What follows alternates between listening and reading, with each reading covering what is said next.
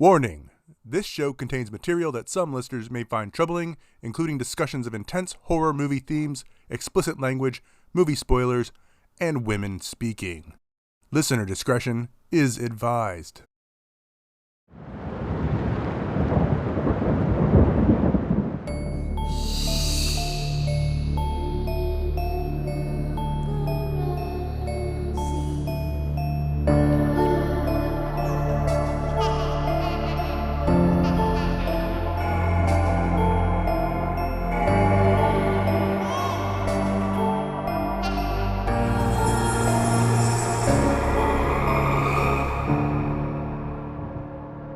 Hello, horror fans. I'm Charlie. And I'm Eleanor. And welcome to Horror Sandbox, the podcast where we dig around in horror films and see what we unearth about the genre, about ourselves, and maybe even about the human condition. That's right. But before we get started with today's movie, Charlie, tell me how you're coping with the horrors. So this week, I've mentioned in the previous episode that I'm a stay-at-home mom, and the way I survive that is basically by making every day mommy-daughter date. And Amazing. I do have a little 2-month-old too. So we all went out with some of our friends here and found a new little locally owned bookstore about 30 minutes away and got ourselves some books, got myself some new stickers, talked to the owners there, and they have like all of these book clubs there, and they have some romantasy book clubs. Ooh. Yes, and in April it's Bring Your Favorite Romantasy, so I really do want to go to that one and just, pick up some new suggestions. So we did that, stopped at a cute little coffee shop across the way, because coffee is life, and it was a lot of fun. And gosh, I think we were out for like 3 or 4 hours. Like I was able to like breastfeed twice in public, which is like a huge deal for me, release the titties. Well, I think venturing out like that with 2 small children is extremely brave, even if there was a bookstore reward at the end for you. Yes, there was. So it was a lot of fun. So that's what I did this week, and hopefully we'll be doing in future weeks. Yeah. Okay, so your turn. Tell me how you coped with the horrors this week. So I believe I told you I played D&D, Dungeons and Dragons, for the listeners, with our mutual friend yesterday. But what I did not tell you was we started a new campaign, and this is my first time playing Vampire the Masquerade. Oh my gosh. I'm jealous. Could I please tell you who my character is very briefly? I have to know. Her name is Helena, and she's a ballet dancer. Yes. Would you like to take a guess at what I named her lover? Is it, what's his name? Gerard. It is Gerard. Sorry. So that's how I'm coping with the horrors. Oh my gosh. You need to keep me updated on all of the ongoings of this D&D campaign. Yes, I will. I'll live vicariously through you. Okay, so tell us, what are we digging into today?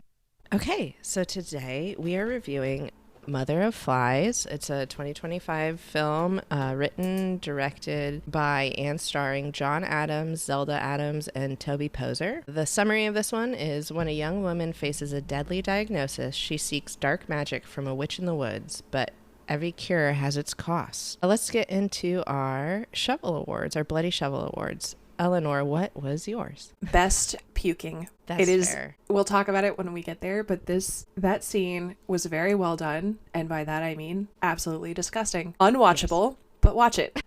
Yes, I did manage to keep my eyes open for that one, but it was tough. Yeah. What about you? What's your shovel? Your bloody shovel? Mine is best horror house that I want to live in. Okay. Yes, which we can talk about which is pretty early in the film, but it's a pretty cool house, I think. I don't know. So, but yeah. Okay, so that's the summary of it. So I guess let's dig in. So the movie starts with a close-up shot of a bunch of gore, bones, blood, and the camera slowly pans out and we see a naked woman completely covered in blood, seemingly making out and grinding on a dead body. And that happens while someone is like saying a little poem or rhyme or chant in the back, and then that person sits up, leans back, and screams. And it cuts to the opening of the movie. Definitely an attention grabber. For sure. It was a unique unique opening. So after the movie title disappears, it cuts to a window covered in flies and a woman standing at a ritual table with her eyes closed, seemingly praying or doing some kind of ritual. And then she hears something that disturbs her, and she turns her head real fast, and the scene cuts again. This scene is beautiful. So there's antlers in the shot, and then like a dead raven's head, and then these really long thorns sitting there that she's kind of doing her ritual with. And then she has this shawl kind of around her head, and it reminded me, it looked like Catholic saint iconography, like from medieval times. Oh, yeah. And her, like, it's beautifully shot, and the colors are perfect. It's otherworldly, and I can see why they used it for their poster for sure. The other thing that I was reacting to in this scene, her mouth was open for a minute, like just held open slightly. And I thought she was going to bite the thorns. And the thorns are like nails. They're very long and would ruin your mouth. So I felt myself getting really nervous because I was like, oh no. But that doesn't happen. But it's just a beautiful shot. It is really pretty. Like you could tell the way they set everything up, like, is very purposeful, and like everything else in the room's simple. Like, I don't think there is anything else besides this table. Like, the walls are bare. There's no other furniture. So the focus is right on that table. It's really pretty. Also, did you notice, I mean, we could probably talk about this later, but the thorns, they're very similar to the ones that the witch uses in Weapons? What's that? Weapons, yes. And weapons. I 100% had that thought. Yeah. So I'll have to look into, I don't even know what the like significance of that, if it's the same plant and everything, but I just thought that was cool. But yeah. But okay. Yeah.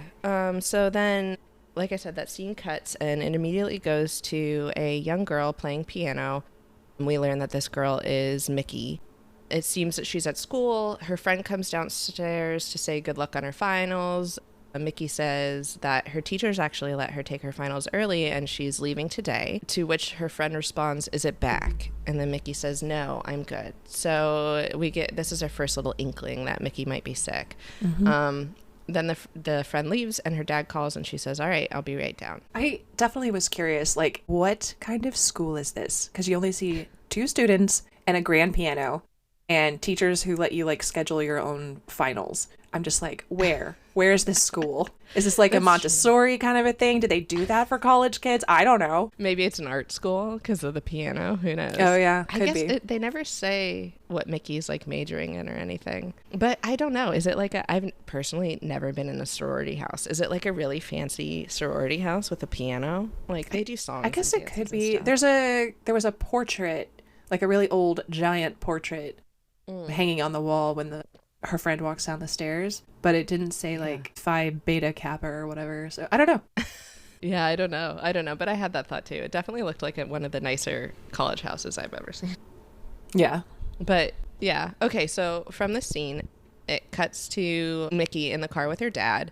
And can I say this scene starts with a zoom in of the dad's hand. And I almost did this award for my bloody shovel, but worst hand tattoos ever. Like they're of like hearts on his knuckles and like a big one on his hand. I hate them. I don't know why they focused on them. It looks like Sharpie. I'm sorry. It looked like Sharpie. So bad. Literally. It's so bad. It should be on the like tattoo subreddit just being roasted. They're terrible. But anyway, back to the scene. They just do some small talk. He asks if she's talked to her friends about what they're going to go do, and she says it's not really a college kid conversation. He mentions that her hair is growing back well, so at this point you can kind of put together that she probably has or had cancer. And yeah, so it's just them like awkwardly driving in the car. This conversation is so awkward. At one point the dad says, "Well, what do your friends have to say about," really long awkward pause, "what we're doing?" And then Mickey kind of shrugs and doesn't really answer. And I'm like, are y'all dating? What is happening? It was giving incest. It was making me so uncomfortable. I actually agree completely, because when I saw this scene, I don't think it's transparent that this is actually her dad at first. Yeah. One less awkward thing I do want to mention about this scene is, so they do like a nice shot of the woods and windy road that they're driving through. And my first thought of all of this was that it looks exactly like Pennsylvania. I'm not sure where this is like actually filmed, but it looked just like the back roads of where I grew up, and I thought it was really pretty. Yeah, it does look like that. My husband grew up in a similar area, and I've been there, and I agree. Yeah, it's very pretty. Very nice. Yeah.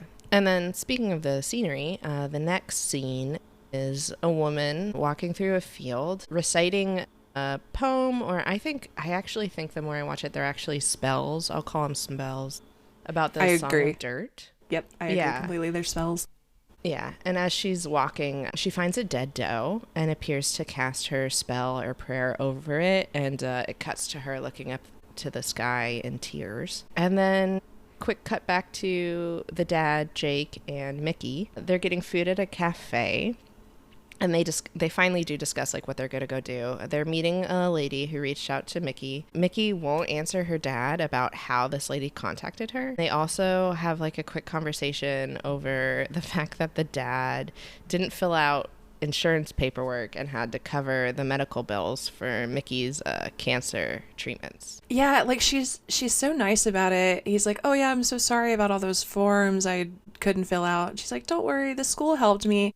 And I'm like, you couldn't even be bothered? And also, I still need to know more information about this college she's going to, because they apparently have medical insurance and like helped her through all that. Like, That's what the true. heck? Yes. Yeah, I will say my college certainly had no medical insurance offerings that I was aware of, at least, especially not if you're dependent, like, and have a relationship with your parent, like, unless he's unemployed. I don't know. I guess he could be. But yeah, one other thing I noticed about this scene, which was really strange to me, was that the way they film it, it almost looks like the actors are in two separate places. Like, at no point is it a shot of them together. It's like a really close-up of the dad's face, a really close-up of the girl's face. And it's just like really weird and kind of, I don't know that I loved the way this was filmed. It seemed kind of, I don't know, cheap almost. Yeah. Yeah, I know some people would describe these type of movies as B movies. Yeah, so that was I just noticed it almost looks like they're being filmed in front of a green screen, kind of. I don't know. At the very end, I think it does pan out and you see them together, but I was just like, are they filming these in two separate places? I don't know. Super weird. I loved this diner scene because of the person who's playing the waitress. Yeah. She is so funny. She asks, are you here for camping or fishing or something like that? And then the dad just goes, nope, just the Lyme's disease. And she just replies, she's like, well, you're in the right place for that too. Yeah, I liked her too, you're right. Yeah, and then they're talking about how this is nostalgic of her childhood. So then she makes some sort of a joke about making a Jackson Pollock painting in the bathroom, like a diarrhea joke. Yes, that was funny. I did pick that up. It's like, well, I mean, we learn later that it's because of her cancer that her stomach gets upset, but also, like, she kind of alludes to, like, anxiety belly. Like, I don't know about you, but, like, whenever I'm super anxious, my stomach does not react well. So yeah. Yeah. Yeah, I kind of got that vibe from it too. But yeah, I thought that was funny. And then, so speaking of stomach issues, the next scene cuts to them sitting outside of their motel, and Mickey's stomach's upset from the cheeseburger. And can I just say that the dad, he goes, do you want me to get the ice bucket for you? And it's like, why would she not just go puke in the toilet? Why are we puking in the That's insane. That is an insane. Yes. Like, thanks, Dad, for trying to make up for not being able to do my insurance paperwork by offering an ice bucket. Also, right? They're outside. They're sitting outside. Like, that's exactly what I was going to say. Like, you are outside, go puke in the bushes. It'll be fine. Right. Don't puke in the community bucket. Like, ew. I will never be using an ice bucket again. But so they go from that discussion to how Mickey once puked all over her mom, and I think really this scene is just to speak about like that the mom has since passed and is no longer there. That's why the dad's taking her out. And then they have that insane conversation where she's like, Mom loved my puke. And I'm like, what? I'm sorry, what? Like, absolutely not. Like, I love my children.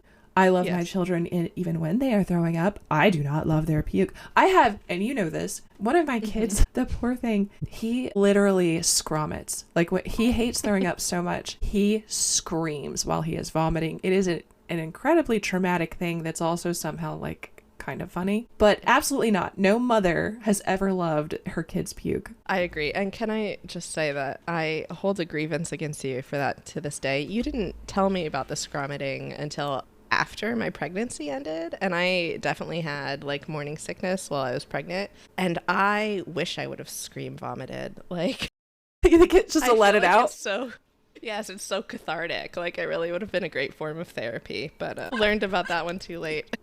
You can do it next time. Yeah, next time. But yeah, okay, so back to the scene. They speak about how the lady that they're supposed to meet wants them there at a very specific time the next day, so they plan to wake up early and head to bed. So Mickey goes inside, lays down, and the dad's watching cars drive by. And like it seems like he sees something in the bushes, but I couldn't see it. Did you see anything in the bushes? I couldn't see anything. And I paused Okay. it. I looked at like, I don't see what you're saying. Okay, cool. At least I'm not alone in that. So it just seemed like maybe he's just getting weird vibes from the forest. I don't know. But one thing I did note here, and it happens throughout the whole movie, hence the name of the movie, but as he's looking out through the woods, like a bunch of flies start to buzz around his head. Yes. So, yeah, I just thought that was interesting. And then it does cut from the side of the road that's the forest side, and it looks like we're watching the dad. So it would allude to someone is watching the dad, but again, I couldn't see it. Yeah. So, and then, it goes to them being in the motel room, sleeping. It cuts to a really disturbing image of the witch standing in the woods. And this is, I think, I don't find, and I guess I'm kind of jumping here, I don't find this movie very scary. But I did find this scene very unsettling, where it's just like her standing far back in the woods, and then she tilts her head back and a bunch of flies come out. Yeah. Yeah, and I thought that was just the way that was shot and kind of cut to it very, very quickly. It was kind of unsettling. Yeah. And then it does a cut back to Mickey in the motel having maybe a dream. I don't know. Her eyes are open. You can't really tell. But all of a sudden, this weird, bloody, baby-looking thing comes wiggling out of the ceiling. Yeah, that was gross. Yes, one of the many gross things to come. Then it cuts back to the woman sitting in the woods while Mickey and her dad drive up to meet her. The dad asks if Mickey knows where she's going because she hasn't looked at a map this entire time. And she's like, yeah, I know where I'm going. Just take a right here. And then Mickey also mentions that this woman's doing it for free when the dad asks about insurance. And the dad's really taken aback by that and says, nothing is ever for free, which I think is some pretty blatant foreshadowing here. And then they drive down the road that Mickey tells them to drive down. And they come across a stacked rock pile in front of, here's my Bloody Shovel Award, the coolest cottage house ever. It is Granted, gorgeous. It is so pretty. It does look like fake, like not AI generated, but computer generated. However, it's this gorgeous cottage. And I think what I like most about it is that it's like sitting on top of a tree and the tree is like intertwined through the cottage. And just definitely fairy tale vibes, like just pretty. I want to live there. Yeah, it's beautiful. And as I pull up, Mickey gets really excited about being there. Like, this is basically her Disney World, is the way she's acting to this, which, like, fair. A witch cottage in the woods, that's my Disney World, too. Absolutely. She says she's having really intense deja vu. It cuts to them meeting with a woman who we learn is Solveig. And she says that they got there right on time and welcomed them into her home. So they walk into the home, and it's very millennial gray. It is, yes. It's all gray wood, which is probably why I like it. Very simple. I think like the only furniture is like a dining room picnic table kind of thing. It's very sparse, yeah. Yeah, very sparse. And then they look, and there's a dead butterfly on the table. And Mickey asks if it's alive or dead, and she replies that it's dead. And she says it's as beautiful dead as it was alive.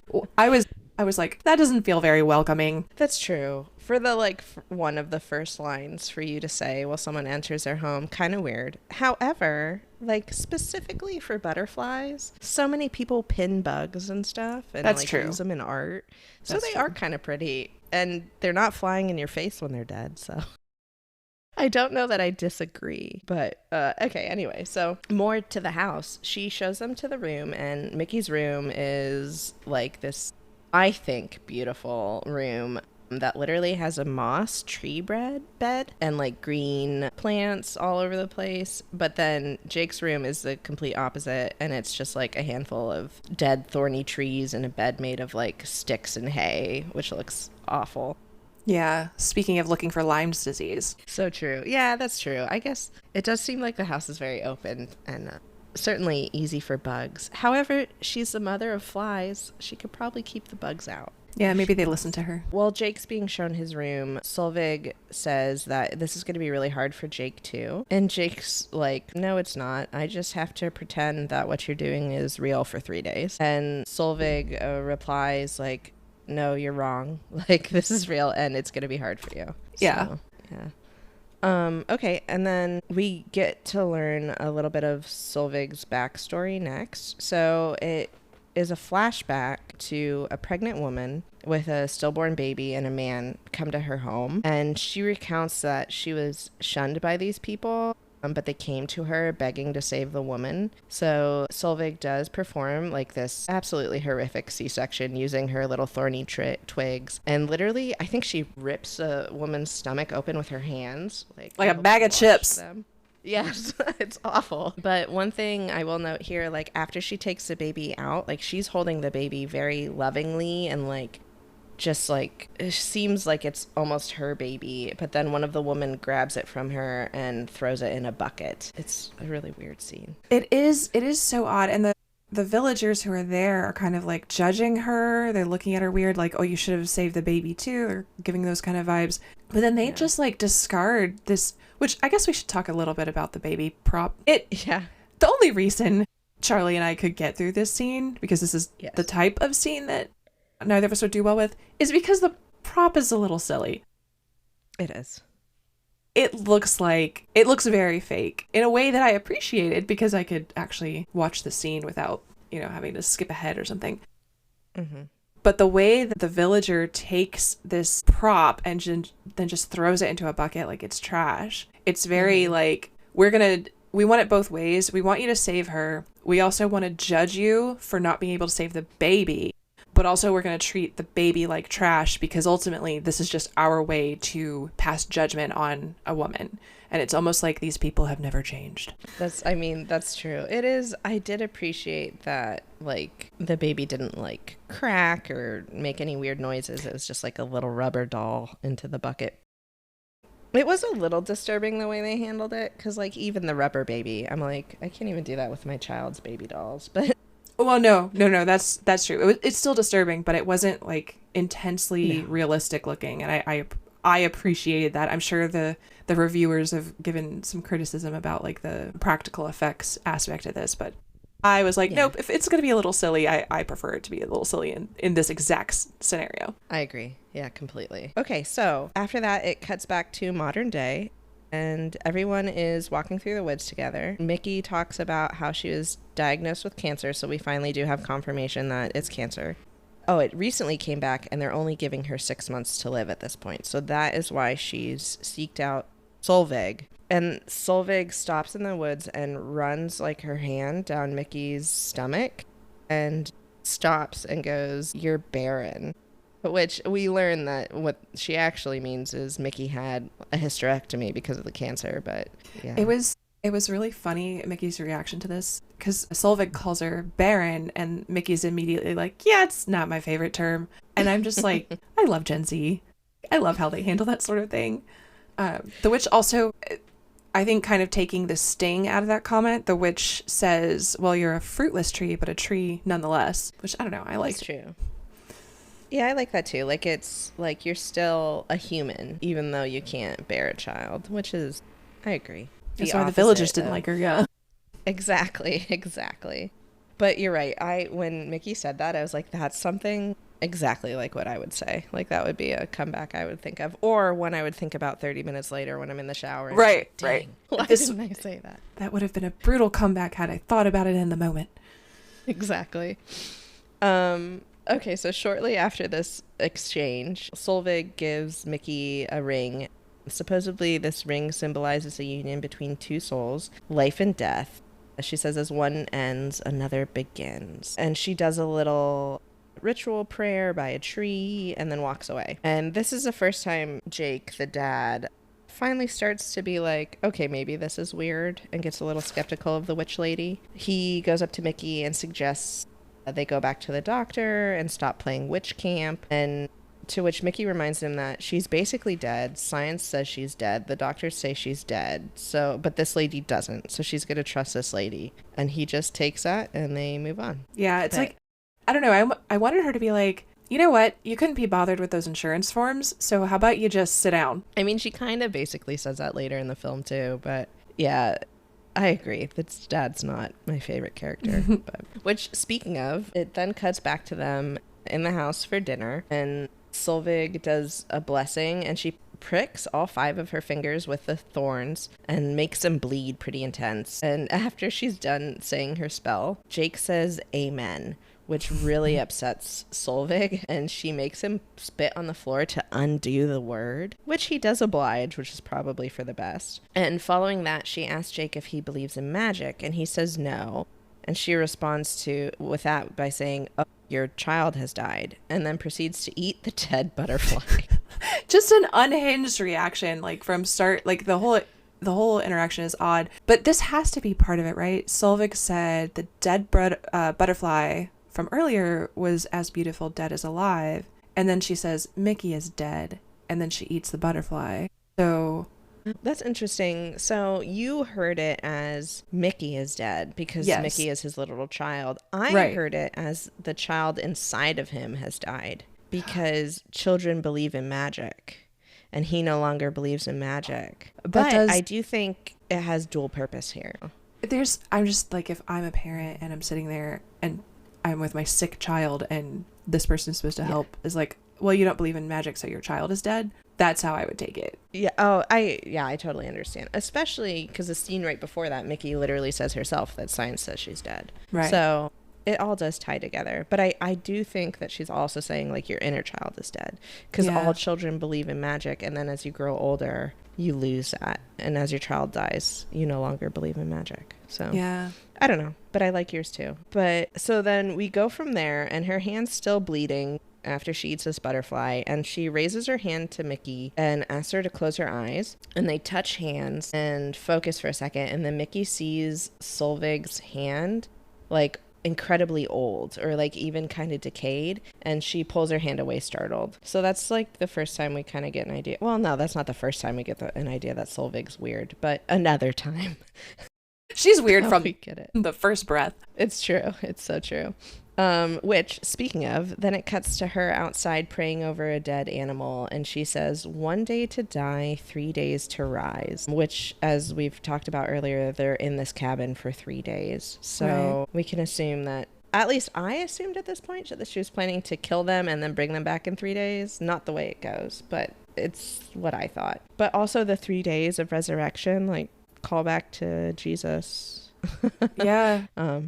You know, that's funny you mention that, because so speaking of the savior, I think Solveig is wearing a priest shirt but without the little collar, so just the black part. Like if you look, she has like that little notch in the collar, and when I was watching this, I googled it to see if that's what they look like without the little white part in, and Google, all my results were for costumes, like priest costumes, not like the profession of being a priest and here's the stuff you need. It's like the Halloween Emporium version of it. Yes. Which I thought was so hilarious, because Google's like, no, she doesn't mean a real one. This is Eleanor we're talking about here. She's clearly talking about a costume. Can I ask, were they like slutty priest costumes or just like priest Charlie, you know the answer to that. I do. Man. Well, I mean, that's a good note. I definitely didn't catch that there was potentially a little notch in it, but it is just like a black flowy dress, so it totally fits. Okay. So after that scene, it cuts to Mickey and Jake talking in her room, and they're saying that they can't sleep, which fair. Who could sleep in the creepy witch cottage the first night? I couldn't. And I actually really like this scene. Mickey asks if Jake remembers a woman from the chemo clinic that had cancer as well. And she mentions how that woman asked her to pray for her. And then Mickey states she doesn't believe in prayer. She only believes in faith. And she further explains that people who believe in prayer have a lack of faith, that life will give them what it's supposed to give and death will bring what it's supposed to bring. Yeah. And it's just like, I don't know, because I'm not a big prayer myself, but I think there's something to be said for faith in general. So I just like that. No, I'm with you. I liked how this dialogue didn't pretend that they had to put stock in other people's faith. Do you know what I mean? Like, Yeah. This scene happens in another horror movie, and they're going to praise the faith of that person, or they're going to go out of their way to be very like gentle with that topic. Obviously, if you're talking to a person who's sick and talking about their praying, I'm not saying that's the opportunity for you to be like, well, that's not going to work. But a lot of times when characters are talking about faith and prayer and religion, they treat it very delicately on screen. And I kind of liked that these two kind of don't. Yeah, it is very blunt, kind of. Yes. Which then, I mean, and to push it even farther, the follow-up of that is that lady died and Mickey didn't. So now Mickey's not saying that she's better than that lady because she didn't pray, but she's just like, see, I just believe that life would give me what it's supposed to and death will bring what it's supposed to. And she follows that up by saying she's not afraid of death, but she's sure as hell gonna fight it as long as she can because she wants the gift of life as long as she can. But she is sure that the gift of death will be just as good as the gift of life. So I really liked that. So yeah, it was a good little scene there. So the next scene is they do a close-up of the ring that Mickey's wearing, and she's sleeping and a leaf falls on her chest while she's sleeping, and she wakes up in a forest and she starts to walk around the forest, and she comes across the same bloody naked woman that we see in the opening scene. And as she's looking at her, she looks to the side, and all of a sudden the like knot of a tree transforms into a baby face and scream cries. It was very, very creepy. It's super creepy. Kind of weird. Like, why are there baby faces in the tree? But it's creepy for sure.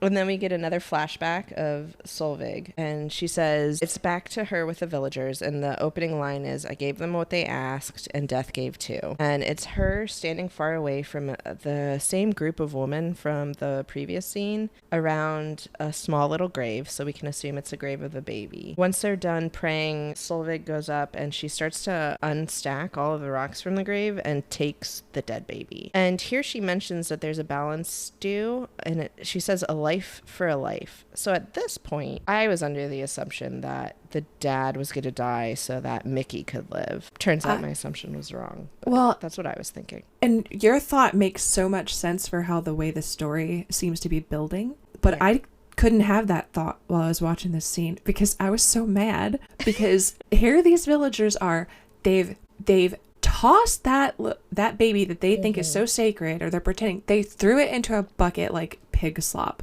and now they're doing a funeral and they're like glaring back at Solveig and giving her like the stink eye the whole time. Like, who is this funeral for? It's almost as if this was never about any sacred life, but it's definitely about punishing and controlling women and their bodies. And when Solveig goes to dig the corpse out of the ground, that baby was literally just thrown in the ground and dirt shoved over and then rocks put on top. There was no coffin. They didn't even wrap it up. Nothing. This isn't a headstone. It's a monument to misogyny. I'm serious. I mean, no, you're right. You're right. I'm sorry to laugh. You're right. And it is sad. You're right. They didn't even like put the baby. Like, it is weird. They treat this baby very subhuman, but also are giving it a little funeral and like grieving it, which is a little like confusing and contradictory. But then we learn later that like Solveig's the only one who like has any feelings or like anything for this child, and it's, I don't know, it's definitely sad. Like, this whole premise, all the flashbacks are just sad to me. They are. Yeah, but more to discuss later after the next flashback. So it cuts back to real time after this, and it's Solveig walking by the river, listening to trees, just taking a nice morning stroll. She finds this big snake under a rock and steals its eggs, and then she cuts some mushrooms off of a tree and heads back to the cottage. I've got to say, like, at this point in the movie, I was like, I think I vibe with Solveig. Like, she's just out there in nature. She dresses like either a witch or like an English lit professor from like a university in the Pacific Northwest. And I'm like, either way, I'm into this. I think we could be friends. I agree completely. Like, obviously I adore her home. And then I always say that like when I am older, my goal, like my simple goal in life, is to just have a tiny little beat up corner house on the end of a block that the whole front yard's just overrun with like flowers and weeds, and I barely come out and everyone's like, is that a witch that lives at the end of the street? Because I wear my like little flowy robe all day long. And so I would love to be Solveig and her friend. So You know, I agree. depending on how lenient your HOA is, we can make this dream happen for you sooner. That's true. I have seen a house around here get hit for not maintaining their yard, so not at this location. However, maybe We'll keep it in mind for your next move. Yes. So back to the movie. Jake's in the house when Solveig returns from her walk, and he asks for a cup of coffee, which she obviously does not have, and offers him instead a cup of tea from the mushrooms and some hemlock root, which luckily the dad here does say, like, wait, isn't hemlock root poisonous? To which Solveig responds, like, everything, the difference between a cure and poison is a dosage, which is interesting. And then she proceeds to make him a small cup of tea that says will cure his sadness, and it kind of forces him to drink it even though he really doesn't want to, which I would be skeptical too. Would you drink it? Would you drink the tea? I mean, you're already there. Like, I don't want to make her mad, but also earlier he was like, I just have to pretend to believe your bullshit for 3 days. Like, he insults her like right away. So I don't know. Would I, Eleanor, drink the tea from the witch in the cabin? Yes, I'm gonna do whatever she tells me to. Would Jake, I don't know, like, yeah. Does it make sense for Jake to refuse it since he clearly doesn't care about insulting her? I don't know. That's true. Well, and then Mickey comes downstairs and she does not allow her to drink it. So I think if I was Jake in that situation, that one interaction I would be like, wait, you're going to make me drink it and not her? Yeah. Yeah. But however, if I was Mickey and she offered me that cup of tea, oh, I'm downing it. Like, yeah, I'm all over it. So it cuts to, he does drink the tea, and then it cuts to Solveig and Mickey walking through the woods, and Mickey asks if Solveig microdosed her dad, which is hilarious that she saw it for exactly what it was. And in her weird little Solveig rhymey way, she says yes, and then it cuts to Jake in his room just having the worst trip of his entire life, I would assume. And this is my bloody shovel. He has snot rockets. It's disgusting. And I mean that to say it's very well done. I hate the movie trope of somebody putting their entire head inside a toilet to puke so that you don't have to see it. Like, you don't have to see it coming at it. Like, they stick their whole head and they pop up like nothing happened. That is not what's happening in this scene. Jake is committing to the bit. It's really gross. There's like close-ups of his face as it's straining. So it looks like he's having like a heart attack because his face is like red and sweaty, and it's like you can see all the veins in it. It's intense. Difficult to watch, but you should watch it. It is. Yeah, it is absolutely intense. Well, can we also note that what he is puking up looks like literal blood and guts? Like, yeah, like not just the food he ate, not bile. Like, yeah, yeah. There's like part of a kidney in there. I don't even know. It's wild. Yeah, it is wild. It's definitely. I can agree that, like, there is definitely a trope in movies with puking, but also I don't normally want to see it. However, this was really well done. So I agree with you there. Good shovel award. And then as he's having this trip, he, like, kind of starts to see through the wall, and he's looking at the stone pile, but what's there instead of the stone pile is a very dead body with one giant boob hanging out. Holding a child, I think? Or is it just the boob? I don't even remember. I remember just the boob, but I don't remember if there's a little skeleton child. Too. Yeah. Yeah, you know what? I think it is just the woman skeleton in this one, not the child. So we can assume at this point that the rock pile is a grave. Yeah. Potentially for Solveig. But yeah, a very weird shot onto a rotten boob. A very well endowed corpse, if you will. Yes, which I don't know if you had this thought, but the opening scene when she like screams covered in blood with her head like back, my first thought in that scene was those are some massive tits. So, okay, that's fair, but my first thought was that she's riding a corpse. I wonder if he has a boner. No. I couldn't help it, but that was my thought. But yes, you're right. The tits are beautiful. That's fair. I mean, they are nice. But that's funny. Anyway, okay. So enough about boobs. For now.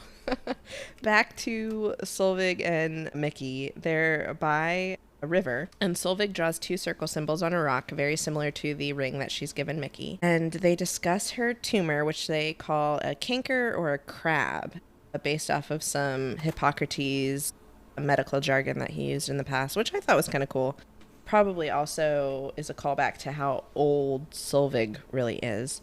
And Solvig starts this ritual by pouring holy water on Mickey's stomach. And Mickey's like, okay, does that do anything? Am I supposed to feel something? I don't feel anything. And Solvig's like, well, do you believe in the ritual? And she's like, yeah, I mean, I believe in rituals. And Solvig goes, okay, well, you passed the test. The test was just to see if you believed in rituals. That was just water. Like, it's not going to do anything to you.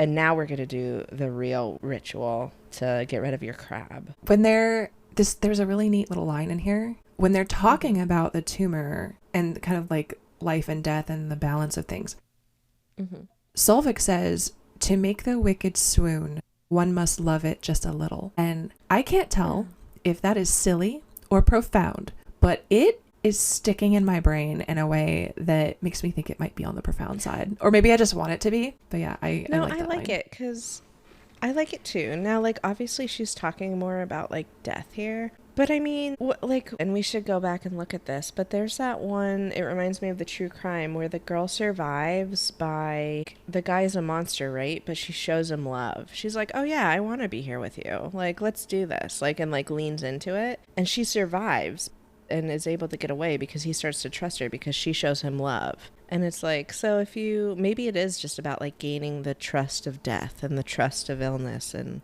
or just that like acceptance of, you know, yeah, this is happening to me, this is part of life, I'm alive, I'm going to accept that. And kind of a callback to earlier when she talks about people who pray don't have faith that life will provide what it needs to provide, or whatever she said. So I think it makes sense in those terms. But yeah, I liked it. That's exactly what I was going to say. It's like a beautiful callback to that earlier conversation. So yeah. I'm gonna agree with you. Let's make it profound. Okay, it's profound. So Mickey sings while Solvig cuts open the snake egg and squeezes it onto her stomach, and then seemingly Mickey's stomach starts to burn as she screams in pain. So obviously at this point we can see that the ritual, something's actually happening. Right. And they go back to the cottage and talk to Jake, and she shows Jake the wound on her stomach, and he freaks out, which is fair. Yeah, like, valid. Yeah, I think I would too. But Solvig says it's actually a good thing that the crab's wounded, and says it's no different than how Mickey poisoned her body previously, but she did it from the inside with chemo and radiation in order to hurt the crab or the tumor. But basically saying like you have to hurt your body in order to get to the root of the illness is how I read it. What was when she started to talk this way about chemo and radiation, what was your reaction? At the very beginning, I was like, oh, okay, anti-medicine was like my first thought. Yeah, 100%. I felt myself bracing for like an anti-science rant because she calls it poison, but it doesn't go that way at all. She's just saying, okay, you tried a thing that had horrible side effects and it didn't work, and now you're trying this, which also has side effects. So it didn't come off as like this like homeopathic, anti-science, anti-medical community type thing at all. And a lot of horror movies do that. They kind of, if they've got someone who's doing magic to help you, they often kind of take like a doctors don't know everything. And I don't know, it can get anti-science very quickly. And I actually have a little bit more for you on this at the end. Well, interesting. Okay, yeah, because I agree with you. I did like that it like kind of set you up for, oh my goodness, this is going to be never do chemo, but then it doesn't. It's just that this is the same. Like, it's going to hurt, but at the end it's going to be worth it. And then from there, she goes, death is no fool. You cannot trick it with kindness. And then it's weird because she, like, it's a weird zoom in on Solvig's head, and she gets really dark and kind of evil looking as she's chewing something. And then she hands that something to Mickey and says it'll help. But I don't think we ever see what that thing is, which is weird. It was odd. Yeah. It's probably another butterfly. Probably. And then the dad finally notices that there's like a bunch of flies around Solvig everywhere they go. And he's so close to figuring it out, but he doesn't. He doesn't put together that she's probably dead. Instead, he says she's full of shit. Which was funny, but I'm like, come on, you're so close, man. And then from this scene, we get another flashback to Solvig walking through the woods and with a crying baby. So we can assume it's the dead baby from earlier that she has now brought back to life. And she runs into a man with his face covered in like a white mud, or is it, I think it's lye. Is it lye? or something like that. Yeah, or something. It's some type of like a mineral. Yeah, some kind which of mineral. I think they said was supposed to make it so they could sneak up on her, which like I didn't. Camouflage. Or I thought it was to hide their smell, or maybe I don't know. Who knows? It was Anyway. Unsettling imagery, so it got the job done in that way. I agree with that. Yeah, they definitely looked creepy for sure. And then so they walk up to her and he hits her with an axe while the woman steals the baby back. And it's clearly the couple who had the stillbirth earlier and the villagers that were with them. And then back to real time, it cuts back to Jake and Mickey walking through the woods, discussing what Jake will do if the cure doesn't work. And basically he says he's going to follow her, or he'll chase her, I think was the exact verbiage he used, by killing himself too. And then goes into incredible detail about this like 7-part suicide attempt that he'd do so that he would end up in the Guinness World Book of Records for the most causes of death. Yeah, and what's very funny about this is somehow a lighthearted conversation. He's like, because when she asks, well, how would you do it? And he just launches into it like he has spent a lot of time thinking about it. And so he describes going up on a ledge or a bridge or something with a rope to hang himself. But right before he does that, he'll take a bunch of pills and then down an enormous bottle of alcohol, enough to kill him. And right when he feels himself going, he'll jump, and all the way down he'll shoot himself. And so Mickey takes that all in stride, and she's basically like, well, I hope you don't have to commit septicide. Which again, it's that Gen Z dark humor, but also probably the dark humor of somebody who's dealt with a very serious illness. That's true. Like, she's definitely, I mean, at this point had years of thinking about death and like is surrounded by it. So can definitely take it more lighthearted. But yeah, it was a funny little scene, I thought too, and somehow lighthearted. And then after this scene, it cuts to Solveig wearing like a dead person's skin and like on her face, and taking this bone and just disintegrating it into chalk like it's nothing. Which sounds gross, but I thought this imagery was really pretty. Like, she looks like she's a corpse or like a mummy or something. And she takes that bone and she disintegrates it, and then she bleeds acid, and as the acid like falls onto like the leaves or whatever on the ground, that turns into worms. And I know that I just said a bunch of gross words, but it's the imagery I thought was weirdly beautiful. Again, it was kind of like that opening shot of her. It's filmed in such a way that it's oddly gorgeous, and maybe I'm experiencing what Solveig wanted me to do, which was, to love death just a little. Yeah, to like find the beauty in death. It's true. Yeah, I agree with that. It is. I mean, there are some parts of this movie that are like really pretty like that. And especially if you like have a little morbid love for the more gothic like decor in the world. I agree that some of this imagery is really beautiful. But yeah.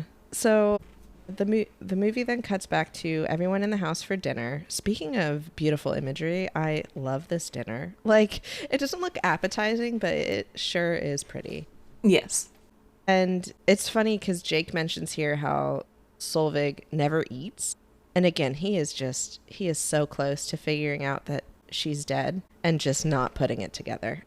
And which really bothers me. He's also kind of wrong, because they all saw her eat that butterfly from like the first day. She did eat. You're right. Yeah. But she also says she eats the air. So like a little bit of both.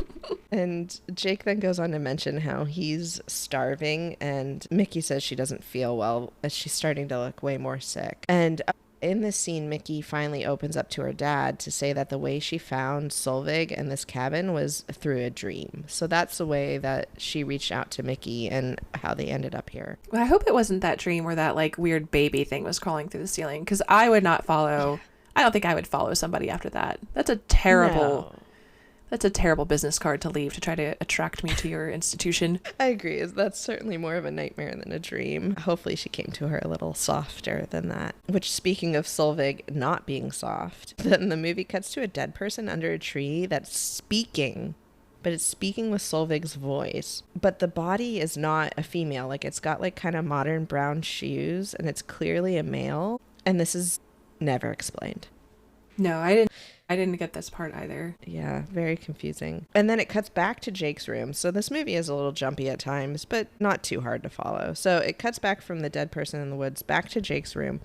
And he wakes up to two people like outside of the cabin laughing, and the grave is lit up by car lights. And he goes out there and confronts them and asks what's going on. And they say it's none of his business. And he says, well, doesn't this seem disrespectful to Solveig? And they get like super weirded out and just leave. Yeah, and it's funny that he's suddenly very defensive of her when he hasn't really shown that so far. That's true. Like, he's basically disrespected this woman the entire time they've been there. But God forbid you throw rocks at her house, I guess. So then it's the next morning, and it's a cut back to Solveig walking through the woods. And can I say, again, call back to Pennsylvania / like lower New York. This scene reminds me so much of this place I used to go to when I was a kid. It was called Panama Rocks. It was like a 2 or 3 hour drive from where I grew up. And you would just pay like $5 to hike in these like incredible rock formations. Oh. And you could climb on them. There was like little caves you could go in. There was one called like the Skinny Man's Passage or something. And the farther down through it you went, the skinnier it got, and you could see if you could come out the other side or not. Oh, nope. It was amazing. I don't think we ever made it all the way through, even as like little children. Mm-mm. And like there was a cave that was so far down and cold that it always had snow in it. And it reminded me so much of that. So I had a little nostalgia in this scene. But back to the movie, she finds another snake in this scene, or maybe the same snake, I don't know, and lays down next to it, opens her mouth, and the snake crawls in her mouth. Ew, gross. Yes. Did not like. No, it's definitely kind of gross. And then cut again to Solveig and Mickey walking through the woods. And Mickey asks if her dad's going to join them. And she says no, he needed a moment. And it's weird because it cuts back to Jake and it looks like he's dead. Like there's maggots in his mouth and flies in his eyes. And it is day 3 at this point. So I'm like, okay, well, maybe he is dead. But turns out he's not. Very confusing. I don't know. Maybe what's dying is his skepticism about her. Like, maybe he's killing that part of himself. Maybe, but then that's not true because he leaves later. Because he leaves, yeah. It wouldn't make sense. But maybe it's starting to die. Yeah. Maybe the crab that is his doubt is starting to get hurt. I don't know. Could be. It could be. I like it. I like the idea of it. But yeah, okay. So then Mickey asks if the cure's working and how she'll know if it's gone, and Solveig responds that she will live. And then they find a doe in the woods, and it's alive, and I assume it's the dead one from the beginning, because Solveig says, well, this is a good sign. The line where Solveig says she'll live is so beautiful. I wrote it down. She said, after Mickey asks how she'll know if it will work, she said, you'll live, love, and grow old, and all you lived and all you loved will make a home in your bones, and they'll know. And I'm like, that's beautiful. It is. And this fits into my theory of what this story really is in terms of is it a horror story or something else. So we can talk about that at the end too. Oh, I'm excited to hear. Okay. Yes. Okay. So it then cuts to Solveig leading Mickey back to the snake cave. And as they're on this walk, Mickey asks Solveig why she's doing this. And Solveig replies, because Mickey asked. And she also tells Mickey that her curse is Solveig's gift, which is interesting. And then Solveig does a little ritual, makes Mickey black out, and then pukes a snake into Mickey's mouth. Gross. That's also, yes, gross. And then it's back to the cottage, and Solveig is reciting some spells in front of Jake's bed, and he wakes up. So was he dead? We don't know, but he's alive now. And from this moment, Jake goes to check on Mickey and says enough is enough, because Mickey looks really sick at this point. Her stomach's really gross. It's like wiggling and bloody and burned. And he calls Solveig a fraud, which, I mean, she's doing something. Yeah. There's proof of it on the belly, but he calls her a fraud and says he's tried to play along for 3 days, but he's done, and says it's time to go. But then Mickey says she's not going to die because of him. He hasn't believed her a single moment they've been here, and he's not taking it seriously. And they have like a really hard conversation about how they aren't in a team. They're both in it alone. And then the dad, I believe he decides to leave here. And he just leaves. This was just made me hate him more because I already didn't like him because of the whole not being helpful when she was going through all the cancer and insurance and da-da-da. But now he's like, well, I'm your dad and we're a team. Like, you're asserting this now when you weren't there before. And maybe this is you trying to make up for it. But the bar is on the floor, and him leaving her is just like, okay, come on. Yes. Yeah, that's what you could never get me to leave my child in the witch's cabin in the woods when she looks so sick Like, to Yeah. go eat a cheeseburger? Like, Absolutely not. If I did leave, I would be going to the police station, not to go grab a burger. Yeah, It's 100%. just, yeah. So I agree. Bad dad. Not a great Bad dad. So then, yeah, the dad leaves and he actually goes and eats a cheeseburger, which how he's eating, I don't know. And then it cuts back to Mickey, and she's on her bed, and her stomach is, like I said, just gross. And it does, like, actually seem like she's dying here.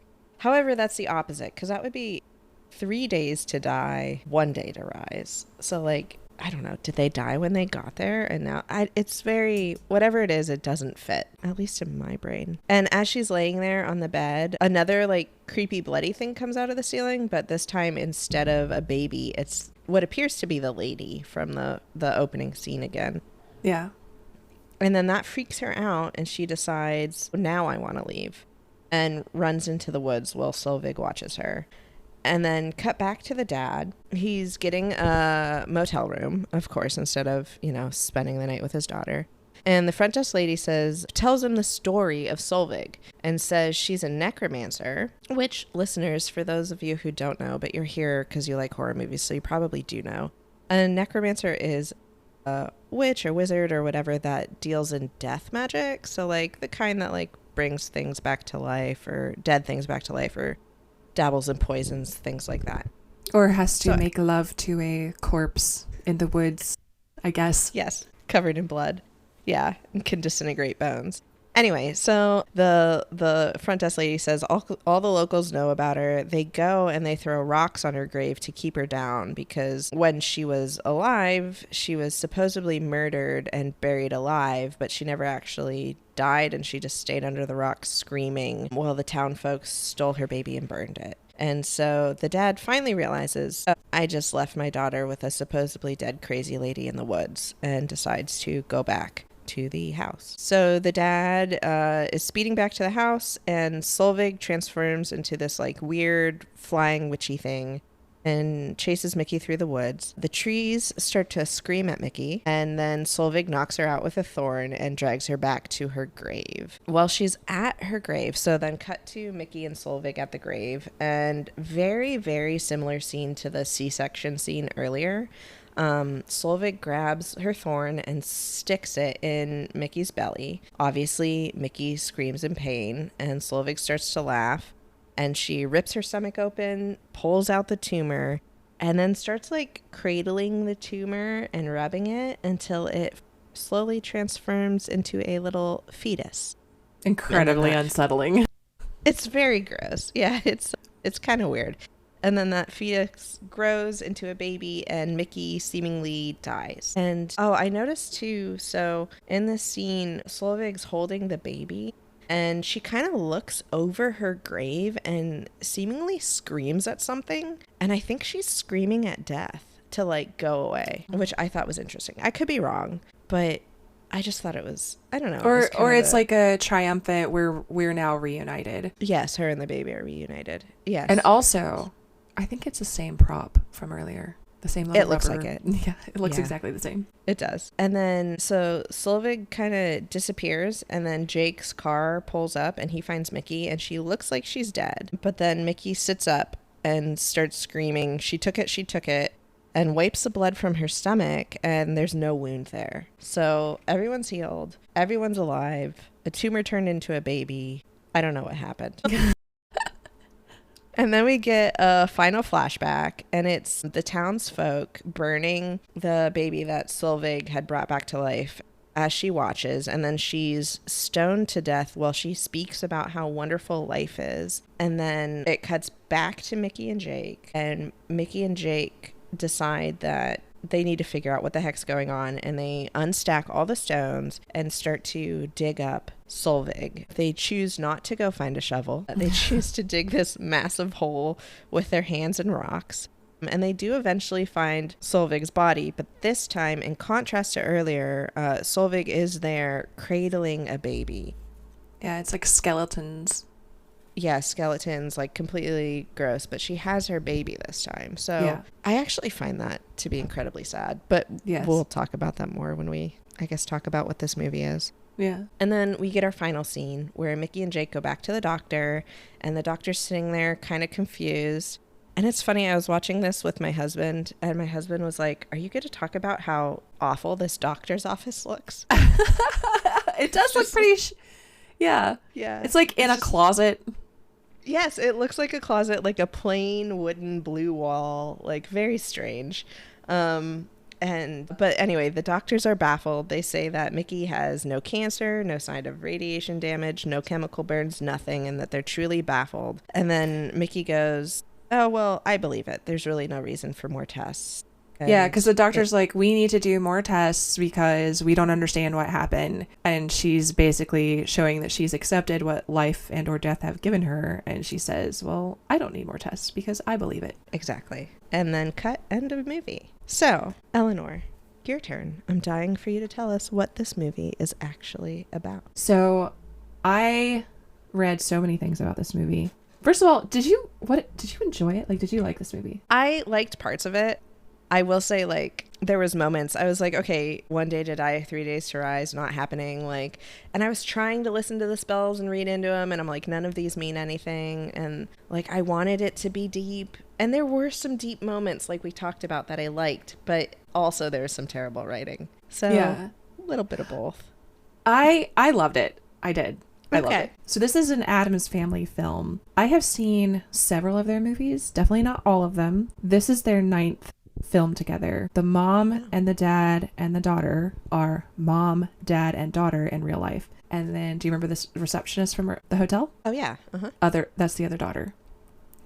Okay. And their extended family and friends, I'm pretty sure, are the other characters. Like, I think the priest is played by John Adams Sr. But I don't have a family tree yet, so I can't confirm any of that, but I'm pretty sure they are. Oh, that's cool. So this family, they write, direct, produce, star in, film, and edit their own work. They have their own production banner. It's called Wonder Wheel Productions. And all of this, you keep talking about, like, nostalgia from the area where you grew up. This is filmed on their land, which is in the Catskills. Oh, okay. Yeah. That makes sense. Yeah, so it's just this family that like loves horror movies and makes them together as a family on their own land. Like, it's 100%. So the cancer theme, or the theme of dealing with illness, is actually personal to them as well, because both parents are survivors of cancer. And then the daughter who's in the movie, the one who plays Mickey, she has a condition that makes her more susceptible to certain cancers. And I actually want to quote here from an article in Variety where she talks about this. So she says, quote,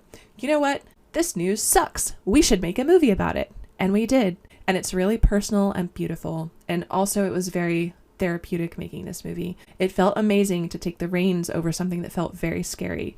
I felt closer to my parents because we did have a lot of conversations about what their past with cancer was like, and how we wanted to tell this story through their lens and mine, and in a powerful way, end quote. And go ahead. Oh, no, I was just going to say I love that. Well, I love it too, and I love it because it definitely feels like an example of why we started the show. Like, we love horror, and we have our own horrors. How do we make sense of that? And I just thought this was absolutely beautiful. Stop, you're gonna make me emotional. I know. So later in the same Variety article, John Adams says something I just love. Quote, "That's what we've really come to realize, that in the horror community, there's an open-mindedness and an open-heartedness to the people out there that want to talk about things like this. And it's a lot easier to talk about when it's dressed in blood and magic." End quote. I'm obsessed. I love it. I love it so much. It's exactly why you and I are both obsessed with horror movies, and it's why this genre can feel like a very therapeutic thing and a way to talk about some of the horrors in life, and also understand a little bit more about your own humanity and how you process things, and just things that you wouldn't talk about necessarily otherwise. And I think it's so beautiful, and I absolutely love what they are doing. I agree. Actually, okay, so I will say, because we talked about those few little like lines or like profound statements throughout the film where, like, even if the rating is bad, there's like some really deep stuff in it. And that's where it comes from, their like own personal experience with this. And that's crazy now that I have more context. Yes, it gives you, there's more depth than maybe it seemed, and maybe some of the stuff that kind of doesn't make sense once you understand this part of it. It's like, oh. And I do think I could enjoy that movie without all this background, but watching the movie and then learning this just made me love it that much more. I agree. Now, did you notice while you were listening, did you notice the soundtrack at all? The one time I did notice it, and it's funny because I was like, I can't speak of metal again. But when she's running through the woods, that song's like kind of heavy. When she's trying to run away from Solveig, it seemed metal-esque for sure. It has been described as metal. Would you like to know who the band is? I do. I would like to know. It's them. They have a family band, a family metal band. It's called Hellbender. But Oh my God. imagine Hellbender, but picture the word Hellbender. Now, delete all of the E's and replace them with sixes. So it's 666. There's 3 sixes. Aw. It's Hellbender spelled with sixes instead of E's. And they do the music in their own movies. Okay, that's now that you say that, because like I'm listening to it and I'm like, this is kind of a metal song, but I've never heard of it before, and it's not like the best song I've ever heard. So certainly not mainstream, but it fits like the whole movie vibe too. Like not B-list movie, but you know, Right. good, enjoyable, but not on the main radio station. Right. Yeah. I think it fits the movie for sure. Oh, it does. Yes. And the lyrics are, I mean, that makes sense because I was like, wow, these lyrics are like perfect for this movie because they wrote the song. Yes. And one of the articles that I was reading, and I'll post all these on the website, but one of the articles I was reading basically said, sometimes we write songs that are just for the movie, and then sometimes it's about our experience. So this one, I think they said was a blend. They wrote some of the music was talking about what they were going through as far as the cancer and everything. And some of it was written specifically for the movie. And I think that's just really neat. So Yes. Charlie, I have another question for you. They talk about life and death. If nothing's free and life and death have to be in balance and the dad didn't die, then what was the cost? What do you think was the cost to Mickey? Okay, so I don't know if this is accurate because I've been bothered by this because I'm like, okay, life and death, one person has to die for another to live. As one ends, another begins. Like, I was really reflecting on this. I had to watch this movie twice because it was bothering me. And the second time through, I realized that at the very end, Solveig's wearing the same ring that she gives Mickey. This is my theory. I've not read anything on this. I don't know if this is correct. I'm happy for you to tell me I'm wrong. But my theory is, so they say when they buried Solveig, she was still alive. She was still down there screaming, wanting her baby. Solveig was able to fight death. Like, she was not immortal, but at this time, not able to die. And Mickey was dying. What my theory is that the life that ended for Mickey's to begin was Solveig's. That Solveig just finally wanted to hold her baby one more time and go into the afterlife with her baby. And then Mickey could live. And so, in my mind, Solveig sacrificed herself for Mickey to survive. Don't know if that's right. I think you're right. I didn't find a breakdown of the plot as much. A lot of what I read was kind of talking about the family and their experience and how they do this. But I think you're correct. I think that the sacrifice was actually Solveig's life. Check that out. Yeah. You were validating me. I thought you were going to say I was wrong. No, I was genuinely curious because they do set it up, but it's not necessarily as clear at the end. No, it took me 2 watches truly to figure that out. Because I'm like, who died? The dad didn't die. Like, in fact, 2 people came to life. The dead baby a second time and Mickey. And then I was like, oh, Solveig finally died. Yeah. So, yeah. So on that note, what is your verdict? What is this movie? Is this a horror movie? Is it a sad movie? Is it something else entirely? It's incredibly sad. To me, like, it's like this poor... Okay, so this necromancer lady, she honestly is not a villain at all. Like, she's the good guy. The villains are the villagers. 100%. Like, she's just trying to help, and she's the sweetest little lady that speaks in riddles and like hosts this family and saves this girl's life and saves this other woman's life and is just like the sweetest little quirky person. She's just misunderstood because she deals in death magic. But like, she doesn't do anything scary besides microdose a dad. And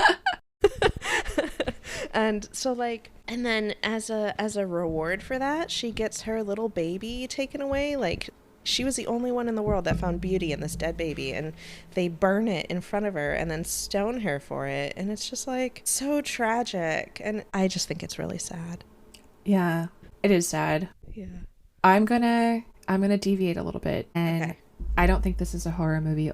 I think there are sad elements, but I don't think it's a sad movie. I think it's a fairy tale. Okay. And I mean this in the old sense of the word. So yes, there is something horrific and life-changing, the illness. And then there's a creature that might be able to help, but it might kill you. That's Solveig. And then incomprehensible decisions by what should be responsible adults. So we've got Dad of the Year over here.